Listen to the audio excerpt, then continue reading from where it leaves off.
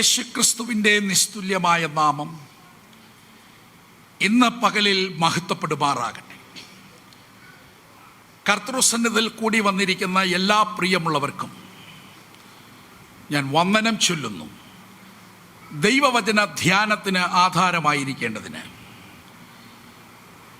കൊരിന്ത്യർക്ക് ശ്ലീഹ പൗലോസ് എഴുതിയ 1-ാം ലേഖനം 1-ാം അധ്യായം 23-ാം വാക്യം പൊതുവിൽ വായിച്ച് സഹായിച്ചാലും,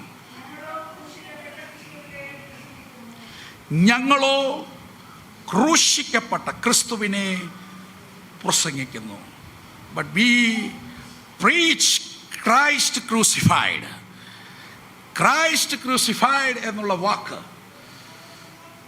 വളരെ പ്രാധാന്യമുള്ള വചനമാണ്. ഞങ്ങളോ ക്രൂശിക്കപ്പെട്ട ക്രിസ്തുവിനെ പ്രസംഗിക്കുന്നു. ക്രൂശിക്കപ്പെട്ട ക്രിസ്തു എന്നാൽ എന്താണ് ക്രൂശിക്കപ്പെട്ട ക്രിസ്തു? വചനം എങ്ങനെ പ്രസംഗിക്കണമെന്ന് വചനത്തിൽ എഴുതിയിട്ടുണ്ട്, എങ്ങനെ പഠിക്കണമെന്നും. അതിന് നിജപുത്രനായ തിമത്തിയോസിനോട് പൗലോസ് പറഞ്ഞതാണ് അതിൻ്റെ ക്രമം. സത്യവചനത്തെ യഥാർത്ഥമായി പ്രസംഗിച്ച ലജ്ജിക്കാത്ത വേലക്കാരനായി തീരുക. യഥാർത്ഥമായി. അപ്പൊ അതിന് യഥാർത്ഥ റൂട്ടുണ്ട്. ക്രൂശിക്കപ്പെട്ട ക്രിസ്തു എന്നാൽ എന്ത്? ഒന്ന്, അതിനകത്തെ ക്രൂശ് മാത്രം ഇങ്ങെടുക്കുക. ക്രൂശ് ക്രൂശ്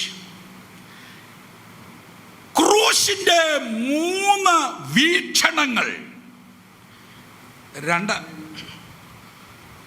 ക്രൂശിക്കപ്പെട്ട ക്രിസ്തു എന്നുള്ളതിൻ്റെ പ്രാധാന്യം. ആ പ്രാധാന്യത്തിൽ പ്രവാചകന്മാർ പഴയ നിയമത്തിൽ പ്രവചിച്ച 12 തെളിവുകൾ, 100-ലുപരി പ്രവചനങ്ങൾ യേശുക്രിസ്തുവിനെ കുറിച്ച് ഓൾഡ് ടെസ്റ്റ്മെന്റിനകത്തുണ്ട്. അതിനകത്ത് നിന്ന് കാച്ചി കുറുക്കി എടുത്തിരിക്കുന്ന 12 തെളിവുകൾ. ഒന്നും കൂടെ പറയാം. പഴയ നിയമ പ്രവാചകന്മാർ ക്രൂശിക്കപ്പെട്ട ക്രിസ്തുവിനെ ഉയർത്തിയിരുന്നു. 2, പ്രാധാന്യതയിൽ യേശു അവൻ ഈ മുഖത്ത് വന്ന് പറഞ്ഞ 7 തെളിവുകൾ. യേശു തന്നെ പറഞ്ഞു ക്രൂശിക്കപ്പെട്ട ക്രിസ്തുവിനെ ഉയർത്തണമെന്ന്. ഒന്ന് സ്തോത്രം ചെയ്യാം. 3, അപ്പോസ്തലന്മാർ എടുത്തുദ്ധരിച്ച 5 ഉദ്ധരണികൾ. ഇതാണ് ക്രൂശിക്കപ്പെട്ട ക്രിസ്തു എന്ന വിഷയത്തിന്റെ പ്രാധാന്യത. ക്രൂശിന്റെ വചനം ക്രിസ്ത്യാനിക്ക് പ്രശംസയായതിനുള്ള 12 തെളിവ്. സ്തോത്രം. റോമ സാമ്രാജ്യത്തിലെ കുറ്റവാളികളെ കൊന്നൊടുക്കേണ്ടതിന് അവർ ഉപയോഗിച്ച ഏറ്റവും വലിയ ശിക്ഷയായ ശിക്ഷാരീതിയാണ് ക്രൂശീകരണം എന്നുള്ളത്. 2, ആമേൻ, അതിന്റെ കീഴിൽ ചരിത്രകാരനായ ജോസഫസ് ക്രൂശീകരണത്തിന്റെ രീതിയെ കുറിച്ച് പറഞ്ഞിരിക്കുന്നു. ക്രൂശീകരിക്കാൻ ഉപയോഗിച്ചിരിക്കുന്ന ക്രൂശിനെ കുറിച്ച് പറഞ്ഞിരിക്കുന്നത് നമ്മുടെ സങ്കല്പമൊന്ന് ഉടയ്ക്കും. നമ്മൾ കുരിശെന്ന് പറയുമ്പോഴത്തേക്കും പണ്ട് നമ്മൾ വരച്ച ഇടപാടാണ് ഇരിക്കുന്നത്, പലയിടത്തും ഉയർന്നിരിക്കുന്നതാണ്. ആമേൻ. ഇംഗ്ലീഷ് അക്ഷരത്തിലെ ആമേൻ IXTY ആമേൻ പൈൻമരത്തിൻ്റെ കവട്ട ഭാഗം വെട്ടിയെടുത്ത് അതിൽ പിന്നീട് പ്ലസ് പോലുള്ള ക്രൂശ്, ഇന്ന് കാണുന്ന ക്രൂശിന്റെ രൂപം പിന്നീട് വന്നതാണ്. അതുകൊണ്ട് പിന്നീട് അതിനെക്കുറിച്ച് പറഞ്ഞിരിക്കുന്നത് AD 70 തീത്തോസ് കൈസർ യഹൂദന്മാരെ അവന്റെ രക്തം ഞങ്ങളുടെ മേലും ഞങ്ങളുടെ സന്തതി മേലും വരട്ടെ എന്ന് പറഞ്ഞപ്പോ കണ്ട മരങ്ങളിൽ ചേർത്ത് യാണിയടിച്ചു. ഇതിന് എല്ലാം ക്രൂശീകരണമെന്നാണ് പറഞ്ഞിരിക്കുന്നത്. പത്രോസിനെ ക്രൂശീകരിച്ചത് ചർച്ച് ഹിസ്റ്ററി പഠിപ്പിക്കുന്നത് തല കീഴായി ക്രൂശിച്ചെന്നാണ്. അപ്പോൾ ഒരു സങ്കല്പം നമ്മുടെ ഉള്ളിൽ കയറിയിരിക്കുന്ന ഒരു സാധനത്തെ കയറി തൊടാൻ പോവുക അടുത്തത്. അപ്പോൾ ഉദ്ദേശി ഇന്നത്തെ ക്രൂശ് എങ്ങനാ ഉദ്ദേശി വന്നേ? AD 312 കോസ്തന്തീനോസ് ചക്രവർത്തി ഗ്രീക്കിന്റെ വടക്കേ പ്രവശ്യയിലുള്ള മാൾവ എന്ന കൊച്ചുനാടിനെ ജയിക്കേണ്ടതിന് കച്ചകെട്ടി പുറപ്പെട്ടു. കച്ചകെട്ടി പുറപ്പെട്ടവൻ കച്ചമടക്കി പരാജയപ്പെട്ട് തിരികെ വന്നു. വീണ്ടും ജയിക്കാനുള്ള യുദ്ധക്കൊതിയൻ കൊതിച്ചിരിക്കുമ്പോൾ പലരും രാത്രി സ്വപ്നം നമ്മളീ പലരും കാണുന്നത് പോലെയോ അല്ലാതെയോ കൊസ്തന്തീനോസ് ചക്രവർത്തി ഒരു സ്വപ്നം കണ്ടു. അഗ്നിമയമായൊരു കുരിശ്, ഈ അടയാളത്തോടുകൂടെ പോയി ജയിക്ക എന്നൊരു ശബ്ദം താൻ കേട്ടെന്നു. അങ്ങനെ കുരിശ് പടയാളികളുടെ പടച്ചട്ടയിലും യുദ്ധായുധങ്ങളിലും അടയാളപ്പെടുത്തി അന്ന് തുടങ്ങിയ വരയായത്. വരയ്ക്കാൻ തുടങ്ങിയത് അമ്മ. മനസ്സിലായോ? സ്തോത്രം, ഹല്ലേലൂയ. അപ്പോൾ ഇത് ചരിത്രമാണ് ഞാൻ ഈ പറഞ്ഞത്. 2, അതാണ് ക്രൈസ്തവർ ബഹുമാനിക്കുന്ന കുരിശ്. ക്രൈസ്തവ മതം, ക്രിസ്തു മതവും ക്രിസ്തു മാർഗവും ഇന്നിവിടെ ഉണ്ട്. മതം എന്ന വാക്കിന് അഭിപ്രായം എന്നാണ് അർത്ഥം. യേശു ഒരിക്കലും ഒരഭിപ്രായവും ഇന്നുവരെയായി പറഞ്ഞിട്ടുമില്ല, പറയിപ്പിച്ചിട്ടുമില്ല. യേശു സംസാരിക്കുന്ന രീതിയെക്കുറിച്ച് ഉപദേശം നൽകിയിരിക്കുന്നത് ഇങ്ങനെയാണ്: നിങ്ങളുടെ വാക്ക് ഉവ്വ് ഉവ്വ് എന്നും ഇല്ല ഇല്ല എന്നും ആയിരിക്കട്ടെ. അപ്പോൾ മദ്യപാനം ആരോഗ്യത്തിന് ഹാനികരമെന്ന് ഈ പുസ്തകത്തിലില്ല, അത് കള്ള് ഷാപ്പിന്റെ ബോർഡിലാണുള്ളത്. ഈ ബൈബിളിന്റെ പ്രയോഗം മദ്യപാനി സ്വർഗരാജ്യം അവകാശമാക്കത്തില്ല, കുടിയാ നീ സ്വർഗത്തിന്റെ പടി കേറില്ലെന്ന് തീർച്ച പറഞ്ഞിരിക്കുന്നു. പിടികിട്ടിയെങ്കിൽ ദൈവത്തിന് മഹത്വം കരയട്ടെ. സ്തോത്രം. അപ്പോ 3, അവൻ ക്രിസ്ത്യാനിയുടെ പ്രശംസയായ ക്രൂശ്. നമ്മളെ ആളുകൾ വിളിക്കുന്ന പേര് എന്താണെന്നറിയാവോ പ്രിയരെ? ക്രിസ്ത്യാനി. അയ്യോ, ഇവിടെ ബന്ധക്കോസുകാർ അധികം ഉള്ളതുകൊണ്ട് നിങ്ങൾക്ക് അതിൻ്റെ ഇതറിയത്തില്ല.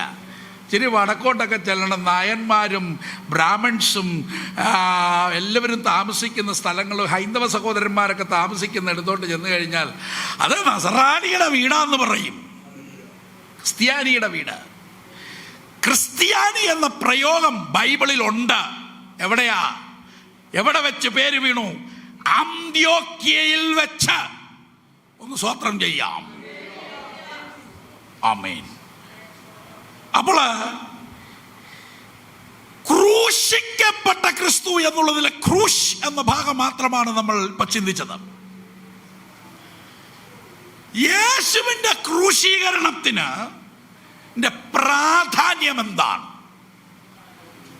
പഴയ നിയമത്തിലെ പ്രവാചകന്മാർ പറഞ്ഞിരിക്കുന്ന 12 തെളിവ് ഞാൻ പ്രിയമുള്ളവരുടെ ശ്രദ്ധയിൽ കൊണ്ടുവരുന്നു. ക്രൂശിക്കപ്പെട്ട ക്രിസ്തു എന്തുകൊണ്ട് എവിടെയും ഉയർത്തപ്പെടണം, ഉയർത്തേണ്ടത് അത്യാവശ്യം എന്ന് പറയാൻ കാരണമെന്ത്? കാരണം പഴയ നിയമത്തിലെ 12 മികവുറ്റ, തികവുറ്റ, കിടവുറ്റ ഈടുറ്റ പ്രവാചക സൂക്തങ്ങൾക്കകത്ത് ക്രൂശിക്കപ്പെട്ട ക്രിസ്തു ഉയർത്തപ്പെട്ടു നിൽക്കുന്നു. ഒന്ന്, BC 1000 ജീവിച്ചിരുന്ന ഇസ്രായേൽ കണ്ട കവിയും മധുരഗായകനും പ്രവാചകമായ ദാവീദ് എന്ന് വിശേഷിപ്പിക്കാം. ദാവീദിന്റെ സങ്കീർത്തനം 22:16 അവന്റെ കൈകളിൽ ആണിയടിക്കപ്പെടും. യേശുവിന്റെ കയ്യിൽ ആണി അടിക്കപ്പെടുമെന്നുള്ളതിന് തെളിവുണ്ട്. കിട്ടിയെങ്കിൽ വായിച്ചോ. ഞാൻ മെല്ലെയല്ലേ പ്രസംഗിച്ചു പോകുന്നേ. ആ മെല്ലെ പ്രസംഗം ഇന്ന് നടത്തുന്നതുകൊണ്ട് വായിച്ചോ. ആ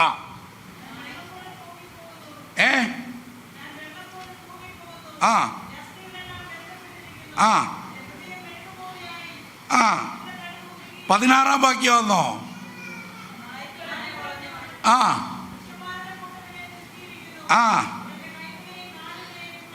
എന്റെ കൈകളെ കാലുകളെയും തുളച്ചു. നോക്കണേ, യേശു ജനിക്കുന്നതിന് 1000 വർഷം മുൻപ് അവൻ ദാവീദ് പ്രവചനക്കുന്നിന്റെ മോളിൽ കയറി നിന്ന് നാളെയുടെ നീളയിലേക്ക് നീണ്ടു നോക്കി കണ്ടു. എന്ത് കണ്ടു? അതാ ദാവീദ് പുത്രൻ കയ്യിൽ ആണിയടിയേറ്റ് കൈ തുളയ്ക്കപ്പെട്ടവനെ കാലുകൾ ചേർത്ത് ആണിയടിച്ചു.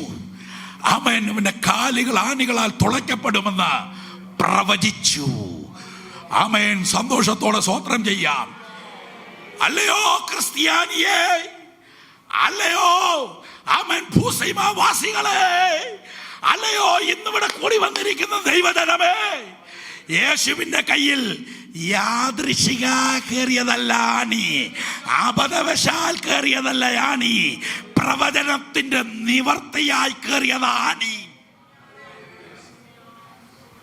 സ്തോത്രം. 2, BC 520 ജീവിച്ചിരുന്ന സക്കറിയാവ് 3:6 ഇങ്ങനെ പ്രവചിച്ചു. ആമേൻ. അവനെ നോക്കി. എപ്പോഴാണെന്നറിയാമോ?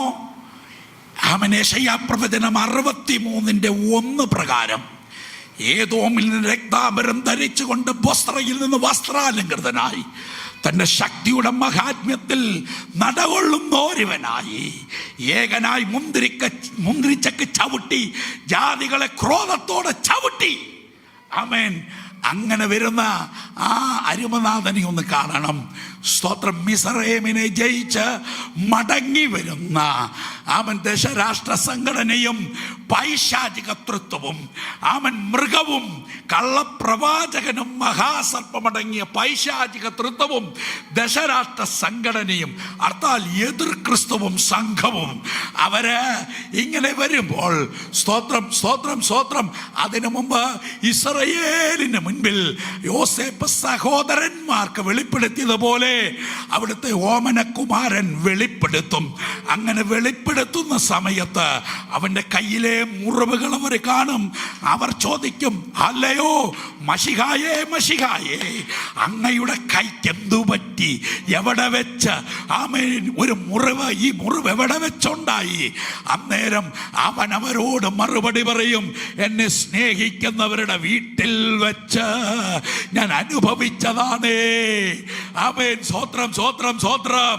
ആമേൻ. സന്തോഷത്തോടെ ദൈവത്തിന് മഹത്വം കരേറ്റാം. ക്രൂശിക്കപ്പെട്ട ക്രിസ്തുവിനെ കുറിച്ച് ദാവീദ് പ്രവചിച്ചു. 2, സക്കറിയാവ് BC 520 പ്രവചിച്ചു. 3, ക്രൂശിക്കപ്പെട്ട ക്രിസ്തുവിനെ കുറിച്ച് BC 538 ജീവിച്ചിരുന്ന ദാനിയേൽ പ്രവചിച്ചു. എടുക്കാം. ദാനിയേൽ പ്രവചനം 9-26 വാക്യം. ആ വാക്യത്തിനകത്തെ പ്രമേയം ഇങ്ങനെയാണ്: അഭിഷക്തനായൊരു പ്രഭു വരും. ആ അഭിഷക്ത അശുദ്ധൻ ഛേദിക്കപ്പെടും. ആ അധ്യായത്തിനകത്തെ വിഷയം ഞാനത് ചുരുക്കി പറയുകയാണ്. അത് എപ്പോഴാണ്? 69 ആഴ്ചവട്ടം പൂർത്തിയാകുമ്പോഴാണ്. അപ്പോൾ 69ഉം 70ഉം ആഴ്ചവട്ടങ്ങൾക്ക് ആമേൻ ഇടയ്ക്കാണ് 69 ആഴ്ചവട്ടം പൂർത്തീകരിക്കപ്പെടുന്ന ഒരു സമയം. ആ സമയത്തെക്കുറിച്ച് ഗലാത്യർ 4:4 പൗലോസ് ഇങ്ങനെ പറഞ്ഞു: കാലസമ്പൂർണതയിൽ സ്ത്രീയിൽ നിന്ന് അവിടുത്തെ ഓമനകുമാരൻ വന്നു.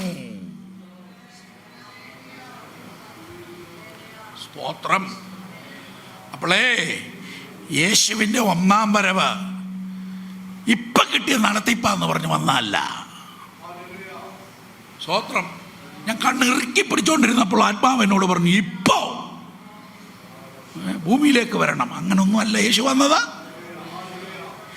യേശു വന്നത് മശിഹയുടെ ഒന്നാം വരവിന്റെ ആമേൻ സ്തോത്രം 538 വർഷം മുൻപ് എന്ന് വരുമെന്ന് പ്രവചിച്ചു. സ്തോത്രം. അങ്ങനെ അളന്നു കുറിച്ച് വന്ന, അളന്നു കുറിച്ച് പ്രവർത്തിച്ച, അളന്നു കുറിച്ച് സമയം ആയപ്പോൾ സകലതും നിവർത്തിയായെന്ന് പറഞ്ഞ അവനാണ് കർത്താവ്. അതുകൊണ്ട് ശുശ്രൂഷയും അങ്ങനെ വേണം. സ്തോത്രം. ഗിരിപ്രഭാഷണം നടത്താനുള്ള ടൈമൊക്കെ നിശ്ചയിക്കപ്പെട്ടതാ. ആമേൻ.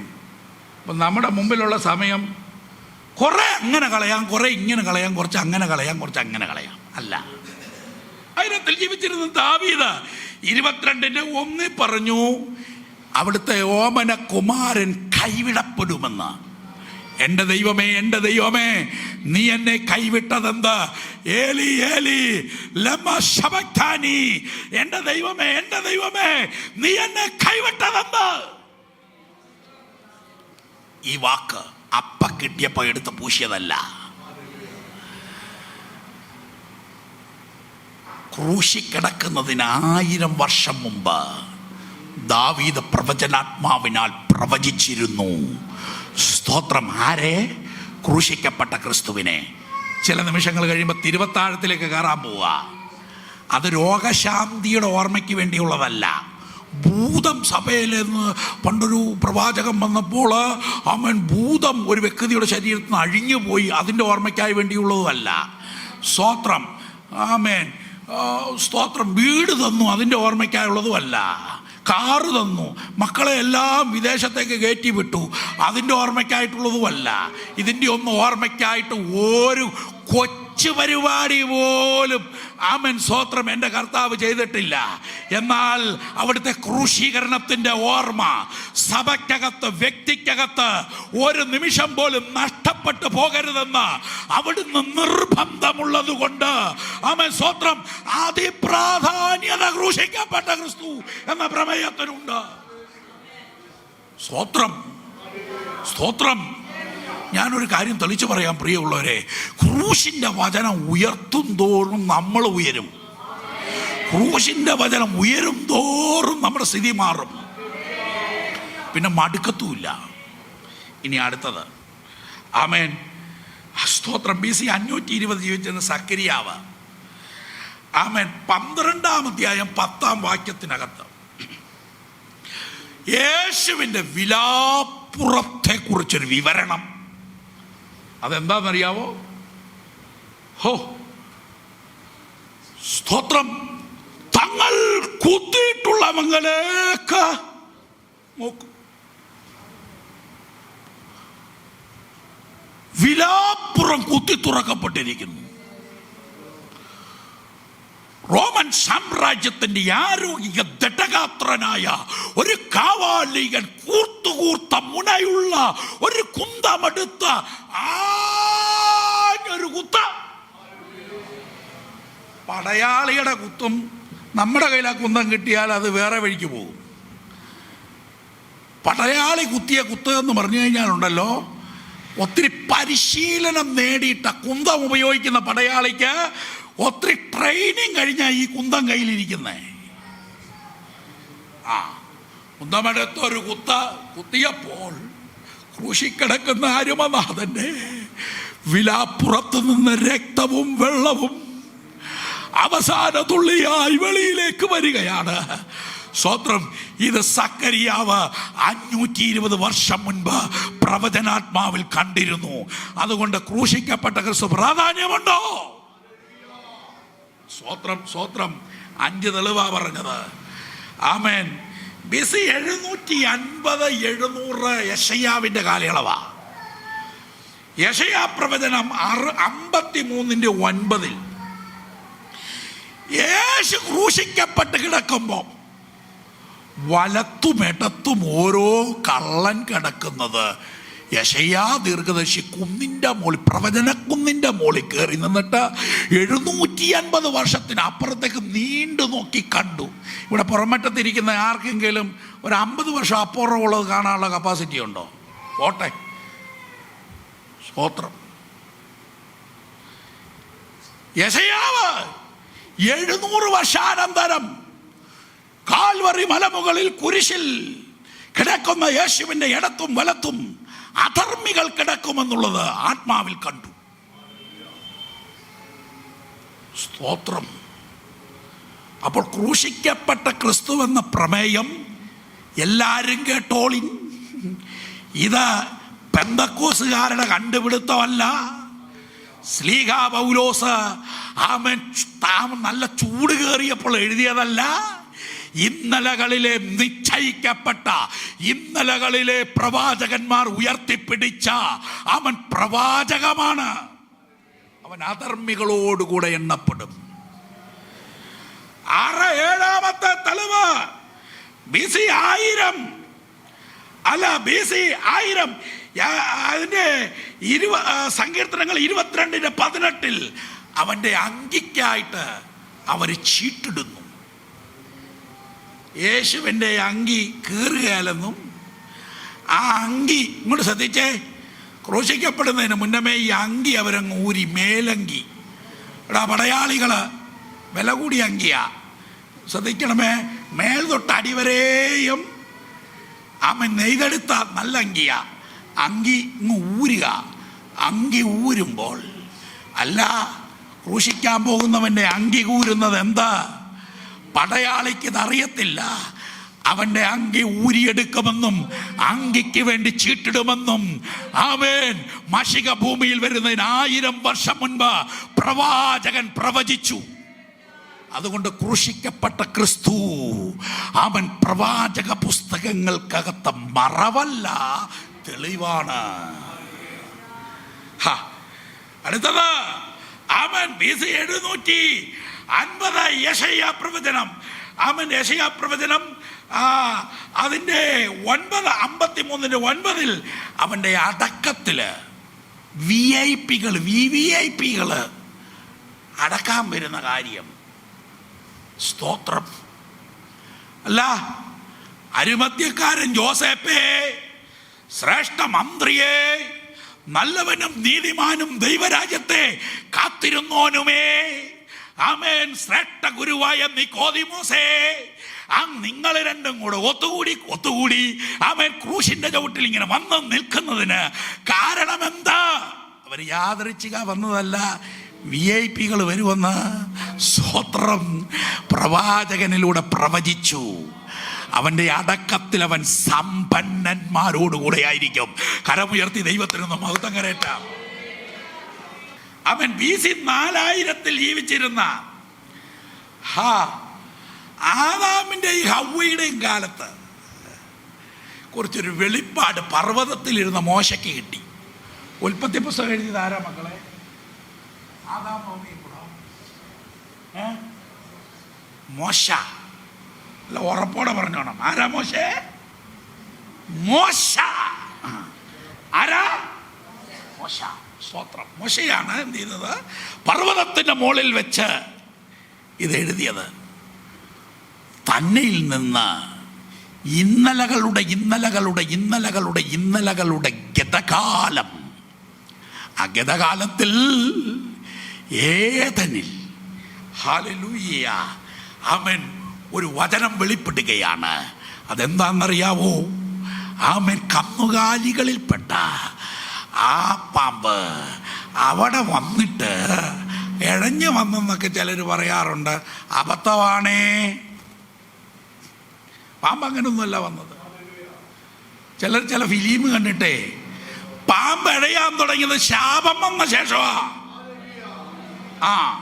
അപ്പൊ പാമ്പ് അല്ലാതെ വരുന്ന വരവൊന്ന് കണ്ടോണം. എന്നിട്ട് അങ്ങനെ വന്നു കഴിഞ്ഞപ്പോൾ അവിടെ വെച്ച് ഒരു വചനം പറഞ്ഞു, ഒരു സുവിശേഷം പറഞ്ഞു. അത് ഇതാണ്: സ്ത്രീയുടെ സന്തതി സർപ്പത്തിൻ്റെ തലയെ തകർക്കും. അവിടെ കാണുന്ന സർപ്പം ഉരസുകൊണ്ട് ഉലകത്തിലൂടെ ഗമിക്കുന്ന വിഷ അക്ഷരിക സർപ്പമല്ല, ലോകത്തെ ഒന്നടങ്കം വഞ്ചിക്കുന്ന ഡെവിൾ പിശാച് അവൻ്റെ തലയെ അവിടുത്തെ ഓമന കുമാരൻ വന്ന് തകർക്കുമെന്ന വാഗ്ദത്ത വചനം പറഞ്ഞു. ആ വചനത്തിൻ്റെ പ്രത്യക്ഷരമായ നിവർത്തി കാലസമ്പൂർണത കാൽവറി മലമുകളിൽ അവിടുത്തെ ഏകജാതന പുത്രനിലൂടെ സ്ത്രീയുടെ സന്തതിയായി വന്ന നിറവേറി. സർപ്പത്തിന്റെ തലയെ തകർന്നത് നമ്മൾ കൈകൊട്ടിയപ്പോഴല്ല, മൂത്ത പ്രവാചകം വന്ന് നിലത്തൊരു ചവിട്ടിയപ്പോഴുമല്ല. ആമേൻ, സ്തോത്രം. കീറുന്ന ശുശ്രൂഷയുള്ളവൻ ഒരു ഇടിയിടിച്ചപ്പോഴല്ല. ഇതെപ്പോഴാ വന്നേ? സർപ്പത്തിന്റെ തലയെ തകർത്തത് അവിടുത്തെ ഓമന കുമാരൻ ക്രൂരിശിൽ കിടക്കുമ്പോൾ. ഹല്ലേലൂയ. കട്ടിക്കൊരു പത്സനം മത്സരിച്ചപ്പോഴുമല്ല. എപ്പോഴാ? ഓമനക്കുമാരൻ ക്രൂശിൽ കിടന്നപ്പോ. ഒന്ന് ശ്രദ്ധിച്ചേ. ആ ക്രൂശിൽ കിടക്കുമ്പം പിശാചിന്റെ തല തകരുകയാണ്. അല്ല, ഒരാൾ ക്രൂശിൽ കിടന്നിങ്ങനെ ആണി തൂങ്ങിക്കിടക്കുമ്പോൾ എങ്ങനെ തല തകരുന്നേ? അതിൻ്റെ ആശയം ഇതാണ്: പിശാച് ദൈവം മനുഷ്യനോടുള്ള ബന്ധത്തിൽ നൽകിക്കൊടുത്ത വാഗ്ദത്തത്തിൽ നിന്ന് അത് അനുഭവിക്കാതെ വണ്ണം അവനെ പാപം നിമിത്തം അകറ്റിയപ്പോൾ അതിന് പരിഹാരമായിട്ട് അവിടുത്തെ ഓമനകുമാരൻ, ഒടുക്കത്തെ ആദാം ആയ ക്രിസ്തു ഈ താണലോകത്തിലേക്ക് ഇറങ്ങി വന്നിട്ട് അതിന് പരിഹാരം വന്നതോടുകൂടെ ആമൻ പിശാചിന് തല തകർന്നു. ആമൻ, സന്തോഷത്തോട് ദൈവത്തിന് മഹത്വം കരേറ്റാം. ക്രൂശിന്റെ വചനം പിശാചിന്റെ തലയെ തകർത്ത വചനമാണ്. ക്രൂശിന്റെ വചനം എവിടെ ഉയരുന്നുണ്ടോ അവിടെ സാത്താന്യ സാമ്രാജ്യങ്ങളുടെ അടിത്തറ ഇളകും. ദുരാത്മാവ് ബാധിച്ചൊരു മനുഷ്യനെ, അവനിൽ വ്യാപരിക്കുന്ന അന്ധകാര ശക്തിക്ക്, പിശാചിന് ഏറ്റവും പേടി ക്രൂശിന്റെ വചനമാണ്. ക്രൂശിന്റെ വചനത്തോളം പവർഫുൾ ആയിട്ടുള്ള വേറെ ഒരു വാക്കില്ല. അതുകൊണ്ട് ഈ പവർഫുൾ വേർഡ് അവൻ ഈ പുറമറ്റത്തുള്ള ദൈവമക്കൾ പ്രയോഗിച്ചാട്ടെ. ഹല്ലേലൂയ. സ്തോത്രം, സ്തോത്രം, സ്തോത്രം, സ്തോത്രം. യേശു ക്രൂശിക്കപ്പെട്ടതോടുകൂടെ പിശാചിന്റെ പദ്ധതി മുഴുവനും തകർന്നു. നീണ്ട വർഷങ്ങൾ കെട്ടി ഉയർത്തിക്കൊണ്ടുവന്ന പർവ്വത സമാനമായ പദ്ധതികളെ തച്ചുടച്ച ഇടമാണ് യേശുവിൻ്റെ ക്രൂശ്. അതുകൊണ്ട് നമ്മുടെ വീട്ടിൽ ഉയരണം, നമ്മുടെ ജീവിതത്തിൽ ഉയരണം, നമ്മുടെ നാട്ടിൽ ഉയരണം. എന്താ? ക്രൂശിന്റെ വചനം. അത് നശിച്ചു പോകുന്നവൻ കേൾക്കുമ്പോൾ പറയും ഭോഷന്മാരാന്നേന്ന് പറയും. എന്നാൽ അത് വിശ്വസിക്കുന്നവൻ അത് ദൈവശക്തിയാണ്. ഏറ്റെടുക്കുന്ന ദൈവമക്കൾ ദൈവത്തിനൊന്ന് മഹത്വം കരേറ്റാം. അതിൽ വിശ്വസിച്ചവർക്കെല്ലാം അത് ദൈവശക്തിയാണ്. അതിൽ വിശ്വസിച്ചവർക്കെല്ലാം സമൂലമായ മാറ്റം വന്നേ. വിശ്വസിച്ചവനെല്ലാം മാറ്റത്തിന്റെ മാറ്റൊലി അവനിൽ മുടങ്ങിയേ. വിശ്വസിച്ചവരുടെ വീടുകൾക്കെല്ലാം മാറ്റം വന്നേ. വിശ്വസിച്ച നാടിന് മാറ്റം വന്നേ. ഈ ഭാരതം എങ്ങനായിരുന്നു ഒരു 100 കൊല്ലം മുമ്പ്? അനാചാരങ്ങളുടെയും സ്തോത്രം അന്ധകാരത്തിൻ്റെയും എന്തെല്ലാം ദുരാചാരങ്ങൾ ഈ നാട്ടിലുണ്ടായിരുന്നു. ഇല്ലേ പ്രിയരെ? ഭർത്താവ് മരിച്ചാൽ ഭാര്യയെ എന്ത് ചെയ്യണമെന്ന്? അയ്യോ, അങ്ങനെയുള്ള ശവോടൊക്കെ ആണെങ്കിൽ എന്ത് കഷ്ടമല്ലയോ? പഠിച്ച പിള്ളേർക്കൊന്നും അംഗീകരിക്കാൻ പറ്റുന്ന കാര്യം. ഭർത്താവ് മരിക്കുമ്പോൾ എന്ത് ചെയ്യണം? ഈ നാട്ടിലുണ്ടായിരുന്ന രീതിയാ. ആമേൻ. ഈ സത്യസുവിശേഷം വന്നപ്പോഴാണ് ചൊവ്വനെ പല്ല് തേക്കാൻ തുടങ്ങിയത്, ചൊവ്വനെ കുളിക്കാൻ തുടങ്ങിയത്, മണമുള്ളൊരു സോപ്പ് ഉപയോഗിച്ചത്. ആണെന്ന് സ്തോത്രം. ആമേൻ. നല്ലൊരു പാൻറ് ഇടാൻ തുടങ്ങിയത്. ഈ സുവിശേഷമാണ് ഇതിനെല്ലാം മാറ്റമുണ്ടായത്. ആ മാറ്റം വരുത്തിയത് ഇവിടെ 4 അക്ഷരവും അവൻ അച്ചുകൂടും കണ്ടുപിടിച്ച് അവൻ ഈ അക്ഷര നഗരിയിൽ ഈ അവൻ സ്വത്രം ആ അക്ഷരമൊക്കെ രൂപപ്പെടുത്തിയത് കൊണ്ടാണ് നമ്മൾ മെച്ചപ്പെട്ടത്. ഈ ക്രൂശിന്റെ വചനം എവിടെല്ലാം ചെന്നിട്ടുണ്ടോ അവിടെല്ലാം സമൂലമായ മാറ്റമുണ്ടാക്കിയിട്ടുണ്ട്, വിപ്ലവകരമായ മാറ്റമുണ്ടാക്കിയിട്ടുണ്ട്. ആമൻ. മാറ്റത്തിന്റെ മാറ്റൊലി ഉയർത്തപ്പെട്ടിട്ടുണ്ട്. മാറ്റത്തിന്റെ നവീകരണത്തിന്റെ കാഹളനാദം മണ്ണിൽ മുഴക്കിയ ശബ്ദമത്രേ ക്രൂശിന്റെ വചനം. ഞാനൊന്നും കൂടെ തെളിച്ചു പറയാം. ഏത് പരിക്കൻ മനുഷ്യനെയും മെരുക്കി ഒരുക്കാൻ കരുത്തുറ്റ മികവുറ്റ അവൻ മൂർച്ചയുള്ള വചനമാണ് ക്രൂശിന്റെ വചനം. അവൻ ഏത് പ്രാകൃതനെയും അവൻ ദൈവ കുഞ്ഞാക്കി മാറ്റാൻ ശേഷിയുള്ള വചനമാണ് ക്രൂശിന്റെ വചനം. ക്രൂശിന്റെ വചനം നമ്മെ ഒരുക്കിയതെന്ന് ഓർക്കാൻ പ്രിയരെ. ക്രൂശിന്റെ വചനം നമ്മെ ചെത്തിയതെന്ന് ഓർക്കാൻ പ്രിയരെ. ക്രൂശിന്റെ വചനം നമ്മെ മാറ്റം വരുത്തിയത് ഒന്ന് ഓർക്കാൻ പ്രിയരെ. ഈ രക്ഷിക്കപ്പെട്ടില്ലായിരുന്നെങ്കിൽ, പെന്തക്കോസ്തിനകത്ത് പലരും വന്നിരിക്കുന്ന ആളുകൾ രക്ഷിക്കപ്പെട്ടില്ലായിരുന്നെങ്കിൽ, വല്ല ഗുണ്ടാലിസ്റ്റിനോ, ഇനി അതും വേണ്ട, ഒരച്ചായം പറഞ്ഞു ഞാൻ രക്ഷിക്കപ്പെട്ടില്ലായിരുന്നെങ്കിൽ ഇന്ന് ഞാൻ ജീവനോടെ കാണത്തില്ലായിരുന്നത്. ഇവിടെ ഉള്ളവർക്ക് പോലും ആ അനുഭവമുണ്ട്, ഞാനത് കേട്ടിട്ടുണ്ട്. ഈ കൃപയിൽ വന്നില്ലായിരുന്നെങ്കിൽ ഇന്ന് ആയുസോടെ ഈ കസേരയിൽ ഇരിക്കത്തില്ലായിരുന്നു. അല്ലേ? അല്ലേ? അവൻ ഒരു പരിക്കനെ മെരുക്കിയ ക്രൂശിന്റെ വചനമാണ്. അവൻ ഏത് പരിക്കനെയും മെരുക്കും ഈ വചനം. ഹല്ലേലൂയ. നാടിനും വീടിനും തലവേദനയായിരുന്നവരെ, നാടിന് പേടിയായിരുന്നവരെ, അവൻ സ്വത്രം നിന്റെ ശബ്ദം കേൾക്കുമ്പോഴേക്കും അവൻ പിള്ളേർ ഓടി ഒളിക്കുമായിരുന്നു, നാട്ടുകാർ മാറിപ്പോകുമായിരുന്നു, നിന്റെ മുഖത്ത് നോക്കത്തില്ലായിരുന്നു, നിന്നെ നോക്കി ആരും വിശേഷം ചോദിക്കത്തില്ലായിരുന്നു. അങ്ങനെയുള്ള നിന്നെ ഒരു കുഞ്ഞാടാക്കിയത് ഈ ക്രൂശിന്റെ വചനമാണ്. എന്നെ ഒരുക്കിയ ക്രൂശിന്റെ വചനമേ, കരമടിച്ച് ദൈവ മഹത്വം കരേറ്റാം.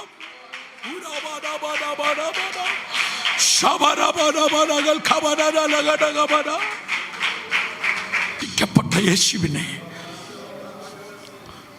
മറന്ന് നമ്മൾ ഒന്നുമല്ല. നമ്മൾ ഇന്നായിരിക്കുന്നതിൻ്റെ അടിസ്ഥാനം യേശു ജീവൻ നൽകി നമ്മെ രക്ഷിച്ചതുകൊണ്ടാണ്. ഈ രക്ഷ കിട്ടിയില്ലായിരുന്നെങ്കിൽ നമുക്ക് ഒരടിസ്ഥാനവുമില്ല. ആ ഉറപ്പോടെ നമ്മുടെ കണ്ണുകൾ അടയ്ക്കാം, കേട്ട വചനത്തിന് മുമ്പിൽ ഏൽപ്പിക്കാം.